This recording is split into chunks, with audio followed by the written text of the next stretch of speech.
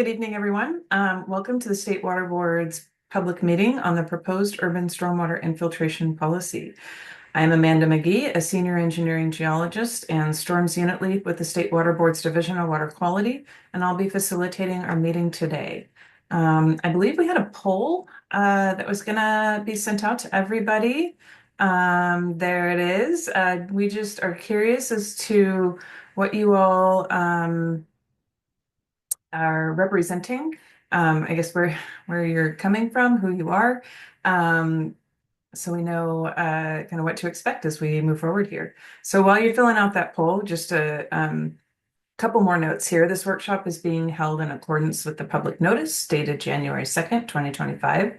This is, again, an informal stakeholder workshop. A quorum of the State Water Board may be present, but the State Water Board will take no formal action at this workshop. Also, please note tonight's meeting and the February 6th meeting will cover the same material, so there is no need to attend both. In addition, we are recording this webinar and will post the recording as soon as it is available, which generally takes about 1 week.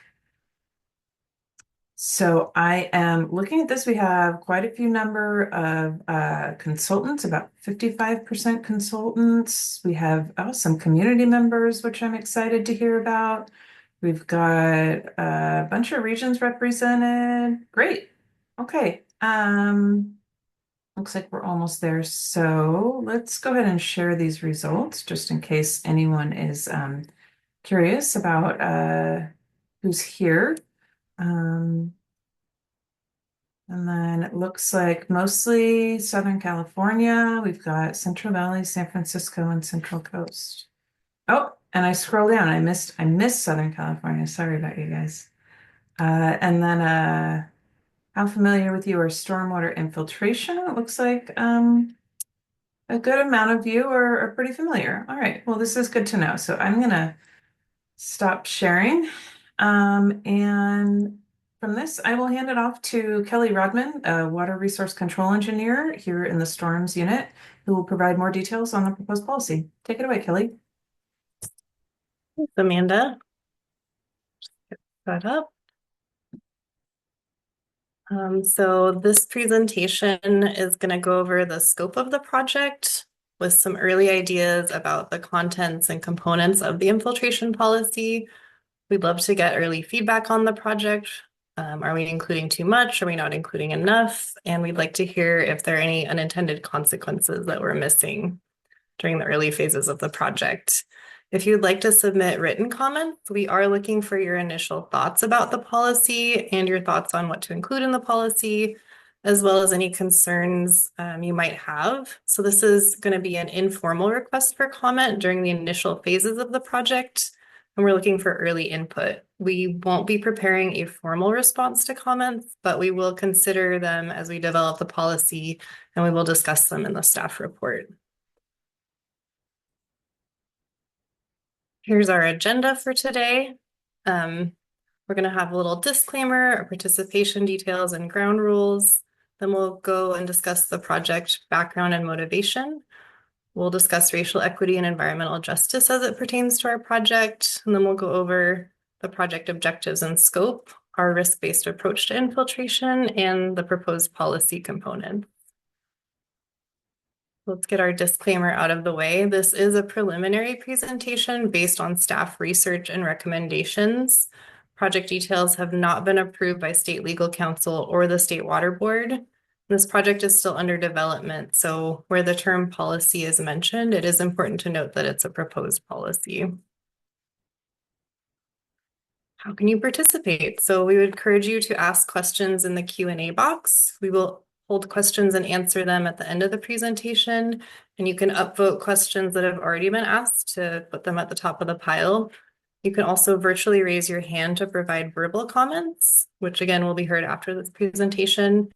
And then here's the email for the storms inbox to send your written comments to. In that time frame, we'll be closing the comment period, again, informal comment period, by noon on February 24th, and that information will also be dropped into the chat.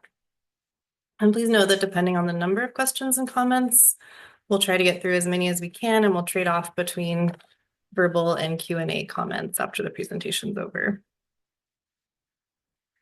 We do have some ground rules for the meeting today. Firstly, this is a public discussion. We're here to listen and to respect the perspectives and ideas shared. We ask that you please listen actively with an open mind.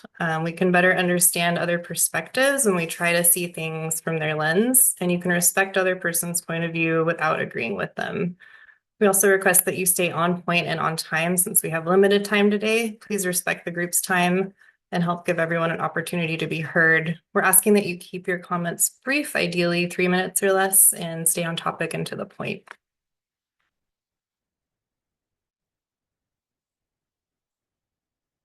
So why are we doing a statewide urban stormwater infiltration policy? The severe statewide droughts beginning in 2012 caused policymakers to take a closer look at all available water supply resources, including stormwater.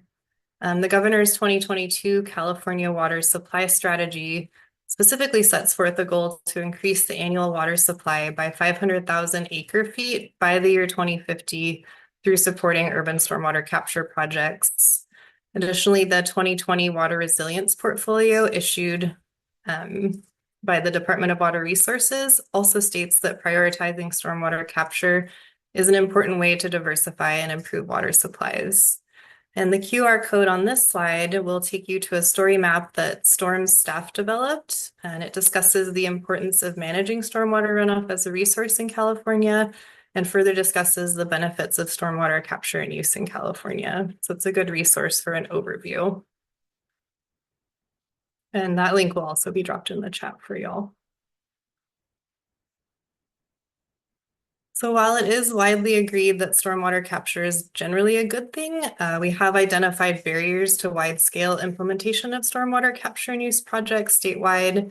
Some of these barriers include regulatory inconsistency in permits and local ordinances, resulting in confusion about which, if any, regulations must be followed. We've also noted that folks are concerned about potential adverse groundwater quality impacts, especially to drinking water aquifers. There's a lack of clarity and consistency in guidelines for siting and implementing infiltration systems.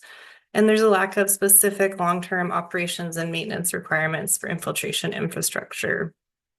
We do hope to address these barriers with our statewide policy, and we aren't developing this policy in a vacuum. It will be built on the dry well guidance research and recommendations prepared for the water boards in 2020 and on all other current available science, literature, and data.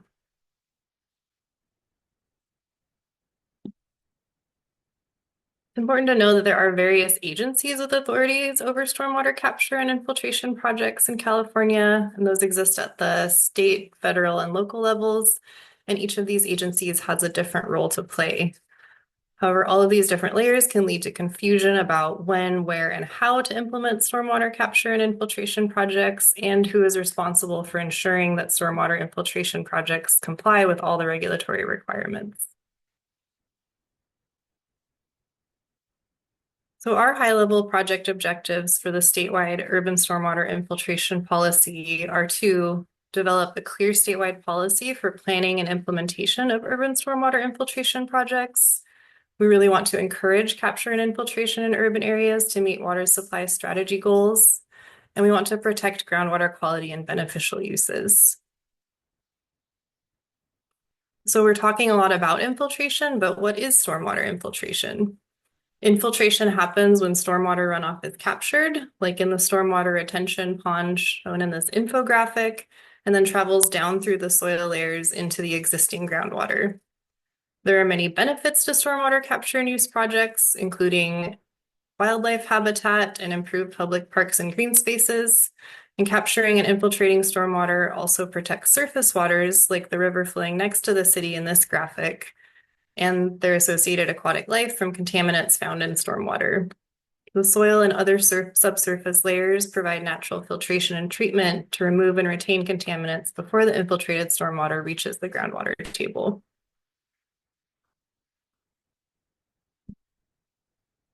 And part of this project is that we are being proactive about outreach to tribal nations and historically underserved communities. This is in accordance with AB 52, AB 2108, and the California Water Board's Racial Equity Action Plan. By engaging in outreach efforts early, we hope to allow time for communities to give us input on our proposed policy, and we want to address the needs and concerns of those communities. Considering racial equity and environmental justice as we develop our policy is in alignment with the Water Board's Racial Equity Action Plan vision, where race no longer predicts a person's access to or quality of water resources, and where a racial equity lens is consistently applied to Water Board's decision-making processes. Storms is being proactive about considering the lived experiences and perspectives of the racially diverse communities we serve, and we want to avoid causing unintended consequences and impacts to those communities. We also recognize that implementing more green infrastructure in urban areas can mitigate heat island effects and can create much needed green spaces in historically underserved communities. And if you click on or photograph the QR code in this slide, it'll take you to an excellent story map that discusses this topic more, exploring race and stormwater management in LA County. It was prepared by economist Megan Kung and the LA Regional Board. That information will also get dropped into the chat for you. It's also important to mention what is in and out of scope for this project. So this policy will only be applicable to 2020 census-defined urban areas, like the ones shown in gray on this map of the state of California. Non-urban infiltration is out of scope for this project and therefore won't be subject to the policy, and infiltration on agricultural and rural lands won't be affected by this policy either. Only policy-defined urban infiltration systems will be subject to the policy as well. So not every single thing that infiltrates every drop of stormwater will be subject to the policy. We are still refining our final list of systems that will be policy-defined urban infiltration systems, but here are some things that we're planning to include so far. Dry wells, infiltration basins and galleries, regional infiltration projects, infiltration trenches, large-scale bioretention and bioinfiltration projects, and systems designed to intentionally infiltrate significant volumes of urban stormwater from larger catchment areas. One thing we don't want to do is generate additional requirements or regulations for small-scale infiltration systems like residential bioswales, impervious driveways, things like that. It's also worth noting that there are already thousands of existing urban stormwater infiltration systems installed and operating statewide, and we're still evaluating policy requirements for existing systems. So far, we're thinking that existing infiltration systems will mostly be exempt since we don't want to create unnecessary burdens on stormwater management agencies. However, if there are failing systems or systems that are shown to be degrading groundwater quality, those will need to be addressed somehow. So the proposed policy, as I mentioned previously, will build on the 2020 California dry well guidance, which began the process of developing criteria for low, medium, and high risk land use types and pollutants of concern for infiltration systems. Pollutants of concern are pollutants present in stormwater runoff that are toxic, abundant, mobile, and persistent in the subsurface. And so we're still refining our exact criteria for our risk tiers, but here's what we're considering so far, and it's mostly based on land uses and existing subsurface conditions. Our low risk land use types will likely include low to high density residential areas and open spaces, residential and commercial areas, mixed urban areas, commercial facilities that are less than 5 acres in size, and parking lots. Our medium risk land use types will probably include commercial areas that are larger than 5 acres of impervious surface, roads with light and medium traffic volumes, and transit stations. And then our high risk land use areas will likely include many types of industrial facilities, equipment storage and maintenance facilities, high traffic roads, and things like solid waste handling and transfer stations. We will have some prohibited land use types, most likely, and those could include areas where minimum setbacks cannot be met or cannot be shown to be overly conservative via an appropriate geotechnical or engineering analysis. High-risk industrial facilities where contaminants of concern for infiltration would pose a significant risk to groundwater quality and cannot be removed through pretreatment, or areas where there's legacy industrial contamination in the subsurface. In addition to thinking about land use types happening above ground, we also want to consider what is going on below ground when siting infiltration systems. There are several subsurface conditions to consider to avoid mobilizing existing contamination and to protect drinking water quality and beneficial uses in our aquifers. The policy will definitely need to be protective of water supply wells. So based on literature review and recommendations from our Division of Drinking Water, we're planning to have a minimum of 100-foot setback from water supply wells. And infiltration systems will also need to be far enough away from on-site waste treatment systems or septic tanks like the one shown in this diagram. The proposed policy will most likely contain some minimum horizontal and vertical setbacks, and here are some examples of our initial ones that we're thinking about. We will likely allow flexibility, again, where geotechnical or engineering analysis shows that a specific infiltration system that doesn't meet the minimum setbacks won't negatively impact groundwater quality. We want to consider things like the distance to the seasonally high groundwater table, distance to drinking water wells, distance to contaminated sites, where on-site waste treatment systems are located. We also want adequate distance between infiltration systems and to surface waters.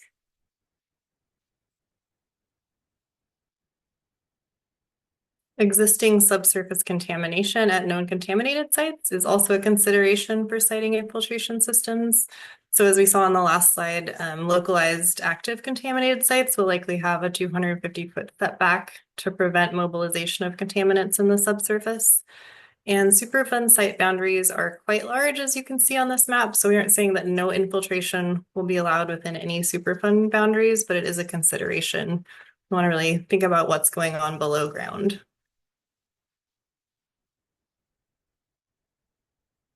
Industrial sites are another consideration. So this heat map of industrial sites kind of helps to visualize the distribution of industrial land use in a highly urbanized area. The data source for this heat map is industrial facilities with coverage under the industrial general permit. We are still figuring out what requirements the infiltration policy will contain for industrial sites, which will likely be categorized as high-risk land use types. And we're working with the IGP permit writers to come up with a plan on how to address infiltration in industrial sites. Some considerations include industry type and associated likely pollutants that would come into contact with the stormwater runoff on that site, legacy industrial contamination, pretreatment, and good housekeeping, especially spill containment and response. Another one of the goals of the policy is to develop standards for minimum pretreatment requirements and operation and maintenance requirements that will allow us to safely encourage stormwater infiltration while protecting groundwater quality. There are best practices for infiltration systems, but no standardized pretreatment monitoring or operations and maintenance requirements statewide in California. We want to ensure that infiltration systems are maintained so they continue functioning as designed. And so these requirements and pretreatment requirements will likely be a function of the risk category for that land use type. That kind of concludes our initial thoughts on the components of our policy. And so what are the next steps? We will be having a meeting to hear comments on the scope specifically of the California Environmental Quality Act, not on the project in general, and that will take place Wednesday, March 12th at 10 a.m. We will be releasing the draft policy in late 2025, and we'll be taking all the verbal and written comments received during these early scoping meetings, like the one you're attending this evening, into consideration while developing the policy. And then after the draft is released, we'll hold workshops for public comment on the draft policy. If you aren't already signed up for our email list, you can scan this QR code or the website link will be dropped into the chat. Feel free to email me or to email our general storms inbox and just reach out and stay in touch. And then I just want to go over a quick reminder of how to participate in this workshop specifically. Please put questions in the Q&A box and upvote ones that you would like to hear answered. You can virtually raise your hand to provide verbal comments, and you can also submit written comments to the Storms email before noon, February 24th.